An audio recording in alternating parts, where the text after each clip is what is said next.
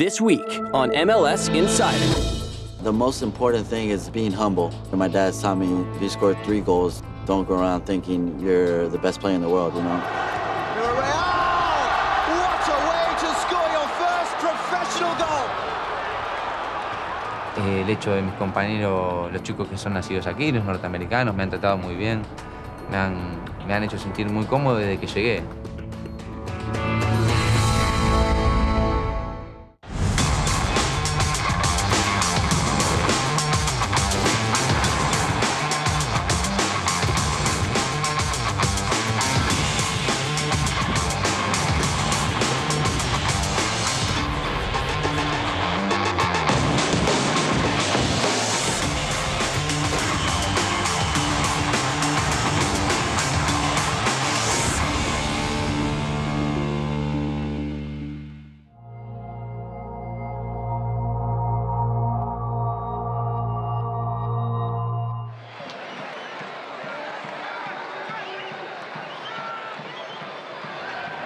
Gonzalez with a high ball hanging towards McGee at the back post. Up goes Russell, heads it back across goal, and the Galaxy have their game-tying goal.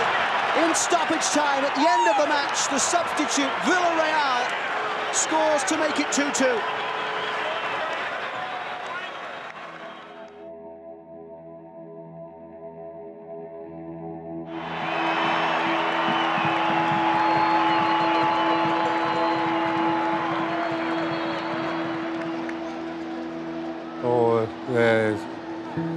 Fui portero semiprofesional. De ahí me vine para acá a trabajar. Seguí jugando aquí en las ligas de aquí de Los Ángeles hasta los 28, 29 años. Me lastimé una rodilla y ya no pude. La máquina de Cruz Azul, le voy a la máquina de Cruz Azul. Ese es mi equipo favorito en México. Sí, pues vivía en México, iba a México y me vine para acá y pues crecí con el equipo de México. Sí. When I was growing up, it was always watching Mexican League. Friends and family, they all root for Mexico national team.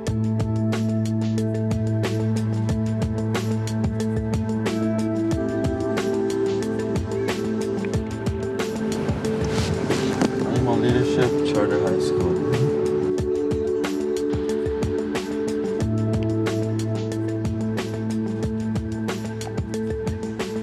Some people are like, why don't you move out? Why don't you move to like the beach or something?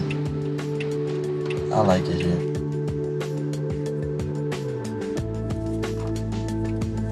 How old was I? 5? You were 5. 5? 5 when he started to show you how to play.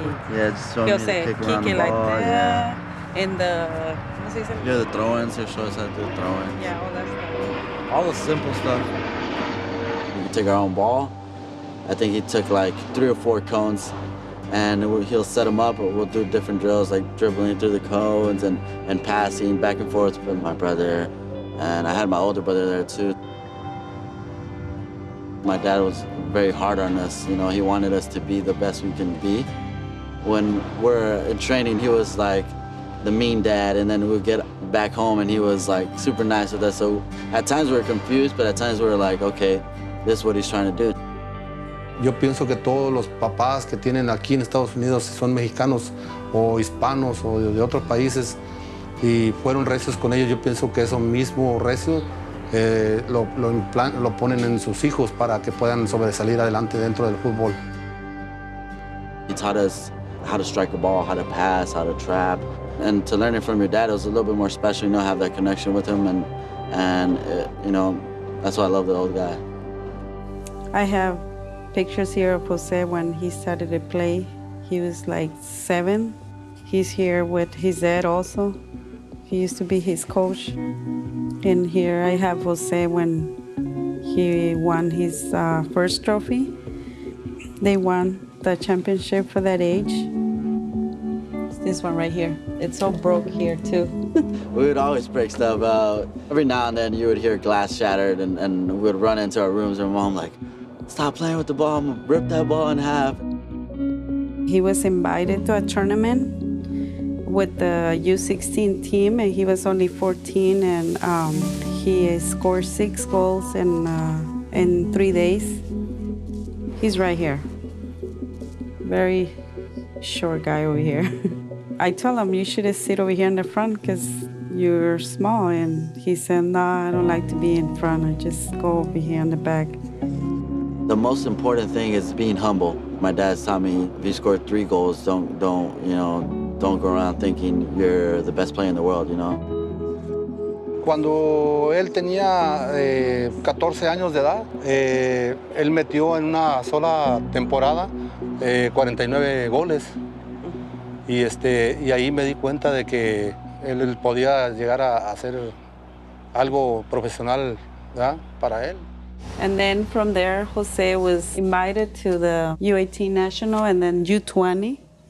And we have some pictures of him with the U20 national team.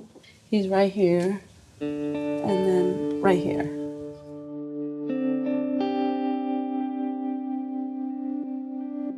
I got to represent the crest in the U20 World Cup. I just decided, you know, U.S. all the way. Even though my dad is Mexican, he roots for the U.S. now, so it's all good. I love the U.S. The jump from being involved with the youth national teams to playing first division professional soccer is a big adjustment, and we're hopeful Jose is going to be able to make that adjustment.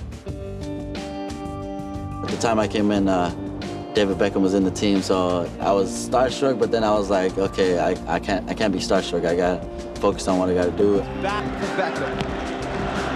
Over the top towards Juninho, helped into the path of Villarreal.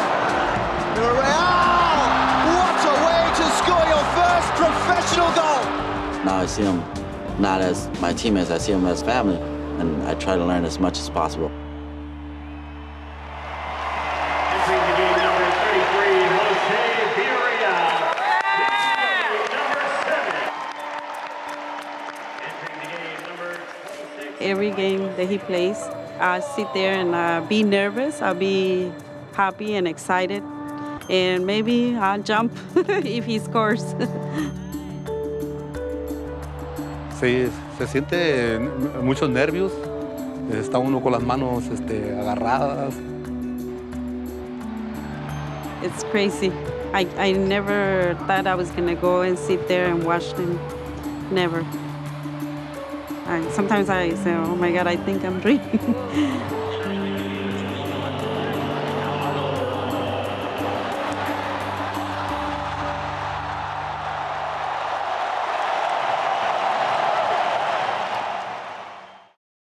Coming up on MLS Insider. La verdad que poco conocía del país, poco conocía de la liga.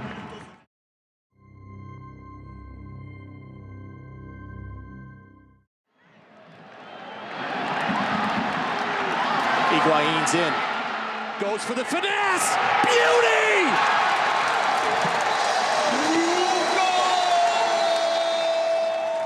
Se generó esta posibilidad de venir aquí a Estados Unidos, de venir aquí al Columbus Club. Lo vimos con muy buenos ojos junto a mi familia. La verdad que poco conocía del país, poco conocía de la liga.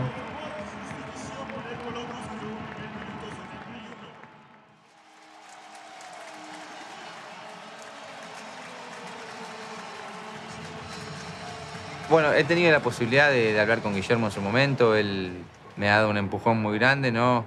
En cuanto a contarme sus vivencias aquí, a contarme cómo le había pasado, su cariño por el club y por... Así que bueno, después todo se dio de la mejor manera, ¿no? Me encuentro muy cómodo, tengo un gran cariño por el club, por la ciudad. El hecho de mis compañeros, los chicos que son nacidos aquí, los norteamericanos, me han tratado muy bien. Me han hecho sentir muy cómodo desde que llegué. I think he's got the perfect combination. That's what makes him so dangerous. When you think he's going to tango, that's when he hits you with the rock and roll. I think he offers a little bit of both, you know? And, I mean, you think he's going to drill that shot and that rock and roll, but instead he just chips the keeper, you know? It's a little tango. How familiar are you guys with this Rolinga thing? Rolinga? Not familiar at all. I think that answered the question. I have no idea what you're talking about. Y Movimiento Rolinga es toda la gente que sigue a los Rolling Stones. Y bueno, es un movimiento muy popular allá en Argentina.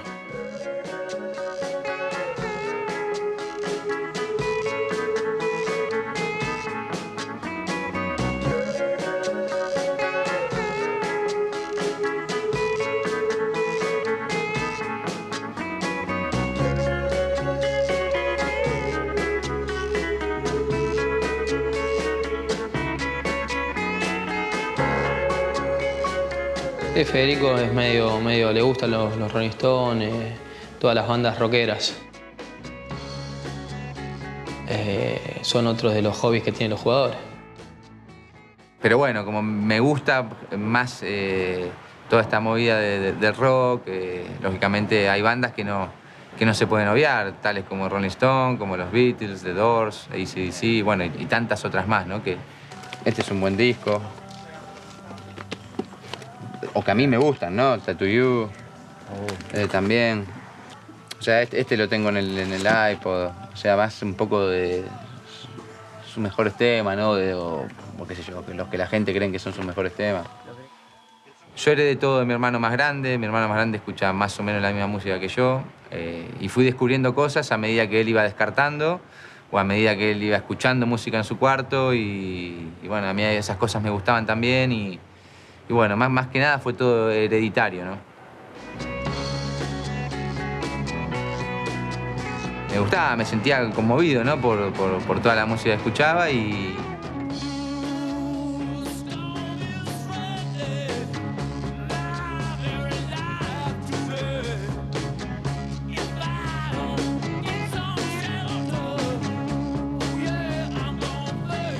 No, y considero que más o menos es lo mismo, ¿no? De una canción que la parte individual, ¿no? Bueno, en este caso de una guitarra solista.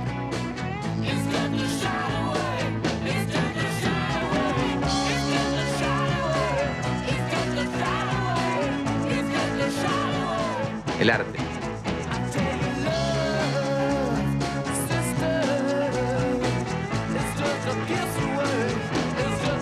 Considero que sería más importante la parte colectiva, grupal o de base. O sea, una banda de música, una banda de muchachos jugando a la pelota, gente, la pasión, ¿no? Que hay detrás de...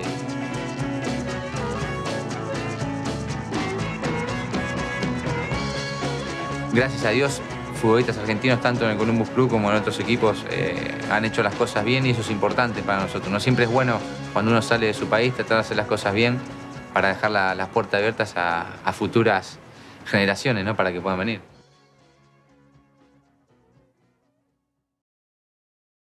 Coming up on MLS Insider. But I consider you to be the best player that the United States of America has ever produced.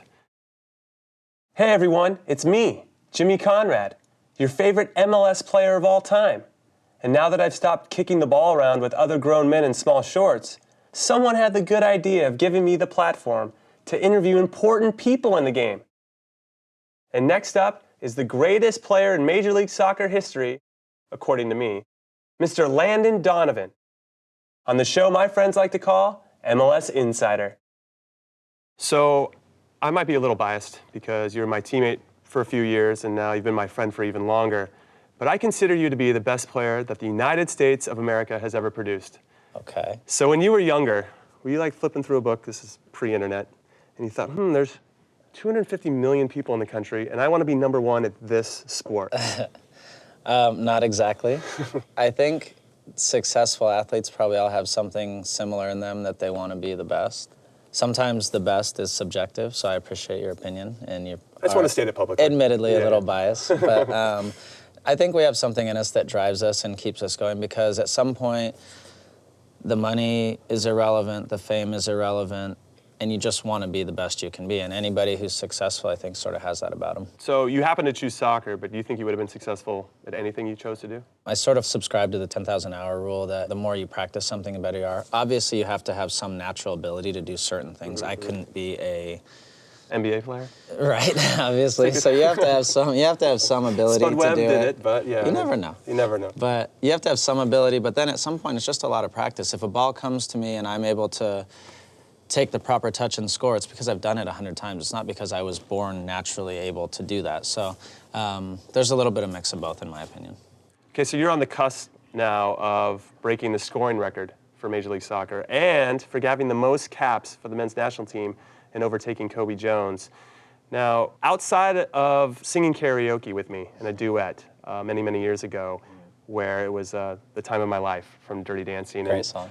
Yeah, great song, but you made me be the female lead, and I thought that was always kind of odd because I'm taller. I thought it was obvious. Okay, however you want to slice it. Since that's off your bucket list, where do those other two go on there? Were those always targets for you? As the years went on and I started accumulating caps, yes. More recently, I don't know how feasible it is. My goal is to play through the World Cup and then sort of see how it all shakes out. The goal scoring record, I'm very proud of, and I think I'll get there. But I think both records probably speak to being able to keep producing, because you don't get called into the national team if you're not producing. Speaking of the national team, one of your longtime teammates on the squad, Clint Dempsey, made a triumphant return to Major League Soccer, and that included a huge contract, which made him the highest paid player in MLS, and he's American. Since you've been through a lot of the stuff that he's going through, the pressure, the expectations, people always wanted a piece of your time. The next time you see him, don't you just want to pull him aside and say, dude, Deuce, listen, I know I've been through this. I know how to help you. It's a little country called Cambodia. A few weeks there, recharge the batteries. Is that something you'd consider? In all seriousness, he probably does need a little bit of a break because he's been pulled around so crazily. Right. I'm sure in his quiet hours he would say, you know what, this has been a lot. Yeah. And you know, maybe not publicly, we don't say that, but it's hard. It's not easy. And I know people say, well, you guys make so much money, just deal with it. But we're human beings. Right. And to get pulled around like that is tough. Like anyone else's life, there's hardships. So speaking of hardships, two of the repercussions of you taking some time off was you probably lost your opportunity to become the captain of the U.S. team again. And also you lost the captaincy of the Galaxy to Robbie Keane because Bruce wanted to pick somebody that was going to be there from the start and all the way through. When you came back, did you feel like more or less of a leader in the locker room for both teams? Less. People are quick to forget what you've done. And I think that's good and bad. It's good because the sports world just always moves forward. It's the way it is. Right. A guy scores a goal one day and he's not dressing the next day, you know? But as a human being, you feel a little disappointed because these are people you've spent a long time with, coaches included. That like they didn't understand.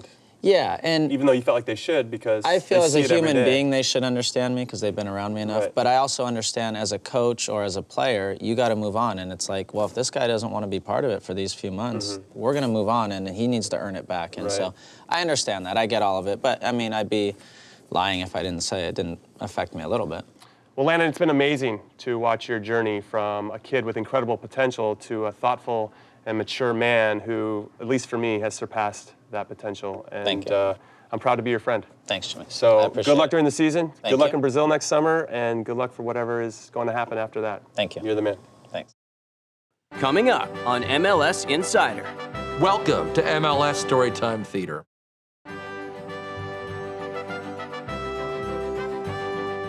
Welcome to MLS Storytime Theater. I'm the world champion, Judah Friedlander. Today's story is called Amado Guevara versus the Towel. Football is the most dramatic sport. Every game is an opera of emotion and intrigue. Some players are remembered for greatness, others for drama, but our hero today truly had it all. Amado Guevara came from Honduras to the Metro Stars during the summer of 2003, and he had all the makings of a star. Daring runs at the goal, natural leadership qualities, and a great nickname, El Lobo. Some of you may know that Lobo in Spanish means wolf, but in Honduran it means Shatner. And Guevara once gave a performance that would have made TJ Hooker himself blush with envious rage. The San Jose Earthquakes were at Giant Stadium. Guevara went to take a throw in right in front of the Quakes bench, and the curtain went up on one of the great dramatic performances in MLS history. Ramiro Corrales sets it off with an attempted wedgie. Then, and this is actually a legal move because Corrales uses the towel to try to knock the ball away, not his hand, Corrales goes to the towel snap, also known as the rat tail or the whiplash. Somebody on the bench with the towel hit him in the midsection and he grabbed his eye. If that hit him in the eye, then that camera angle lied. In all fairness to Guevara, you might feel he's faking it here. But, and it's not a well-known fact, his superficial skin of his torso is actually directly connected to the nerve center of his right eye socket. With a direct hit, it could be fatal. He actually played the rest of the game legally blind. Okay, none of that was true. This guy was obviously faking it. But look at the full body acting, the total commitment to the scene. I've worked with Oscar-winning actors like Robert De Niro, Jon Voight, Susan Sarandon, and I have never seen them commit to a scene anything like this. An ordinary thespian would have given up around now. But Guevara goes on and on, driven into a kind of thespian acting madness by his own virtuosity. Bravo!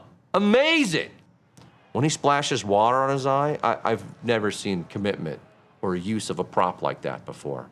Thank God the referees, like the UN, were able to step in and administer justice.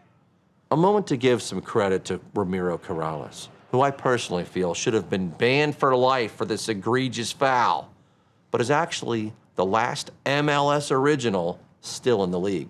He started with San Jose when they were called the Clash in 1996. Look at him hold on to the towel, defiant to the end.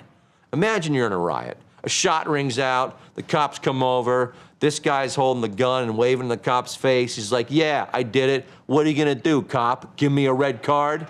Yep, the refs gives Corrales, the towel whipper, a red card. Corrales is justifiably out of there. But what Guevara earned lasted even longer than a suspension. The respect of award-winning actors all around the planet. I'm the world champion, Judah Friedlander. Join me next time for MLS Storytime Theater. On the next MLS Insider. They were going to take the bone marrow from his hips. So with a person in his position, hitting the ground every day, there was a big risk of fracture coming back from it.